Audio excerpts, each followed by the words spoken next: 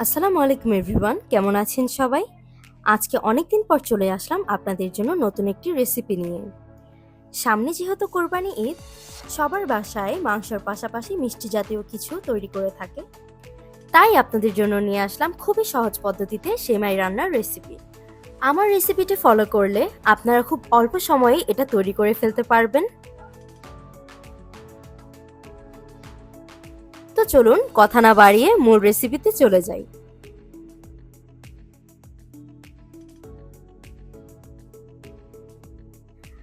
আমার এখানে যেসব উপকরণ লাগবে তা আপনাদেরকে দেখিয়ে নিচ্ছি।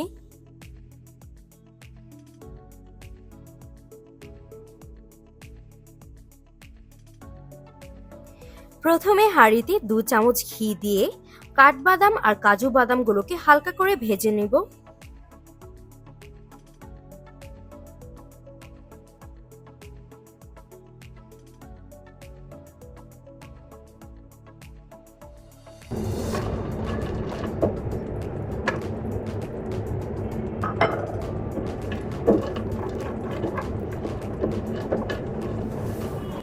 বাদামগুলো হালকা ভাজা ভাজা হয়ে এলে এরপর কিশমিশগুলোকে ভেজে নিব।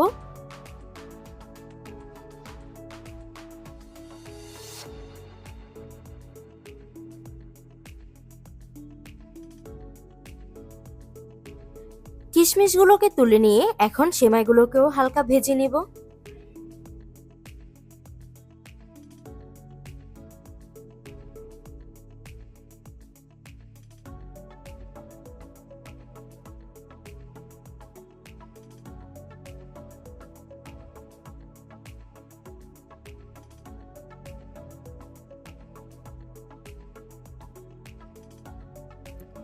সেমাইগুলো ভাজা ভাজা হয়ে গিয়েছে, এখন সেমাইগুলো তুলে নিয়ে 2 লিটার পরিমাণ দুধ দিয়ে দিব।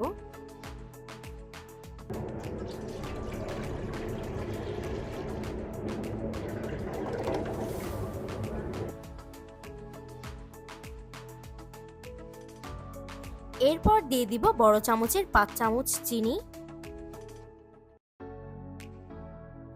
আমি এখানে 1 প্যাকেট সেমাই ইউজ করব।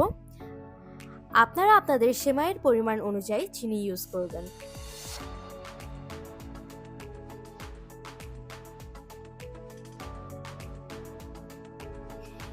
ভালোভাবে নেড়ে চিনিগুলোকে দুধের সাথে মিশিয়ে নিব।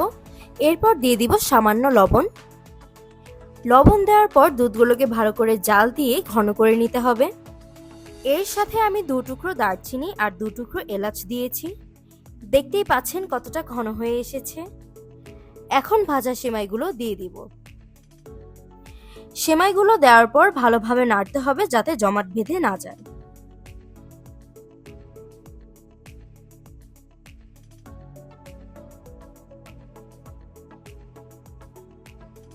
কিছুক্ষণ নাড়তে নাড়তে সেমাইগুলো যখন রান্না হয়ে আসবে তখন দিয়ে দিব কনডেন্স মিল্ক। এটা আমি একটু টেস্ট বাড়ানোর জন্য ইউজ করছি, আপনারা চাইলে স্কিপ করতে পারেন।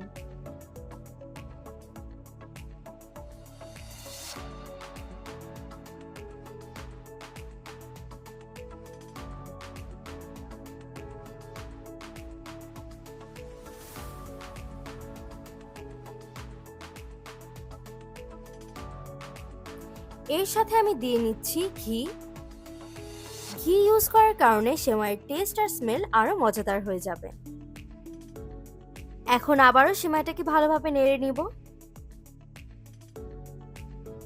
সেমাই রান্না অলমোস্ট কমপ্লিট হয়ে গিয়েছে।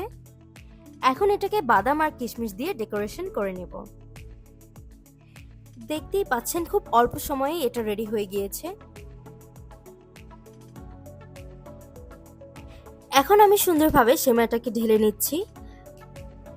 আমি প্রথমে যে বাদাম আর কিশমিশগুলো ভেজে নিয়েছিলাম ওগুলো দিয়েই এটাকে এখন ডেকোরেশন করে নিব।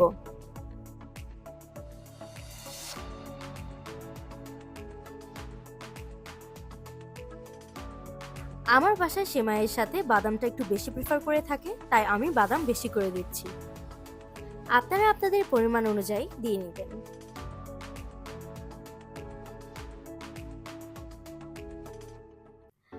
আমার রেসিপিটি ফলো করলে আপনারাও খুব অল্প সময়ে আর খুব সহজ পদ্ধতিতে সেমাইটি বানিয়ে নিতে পারবেন। রেসিপিটি ভালো লেগে থাকলে অবশ্যই কমেন্ট করে জানাবেন, আর হ্যাঁ, লাইক, শেয়ার অ্যান্ড সাবস্ক্রাইব করে আমার পাশে থাকবেন। আল্লাহ হাফেজ।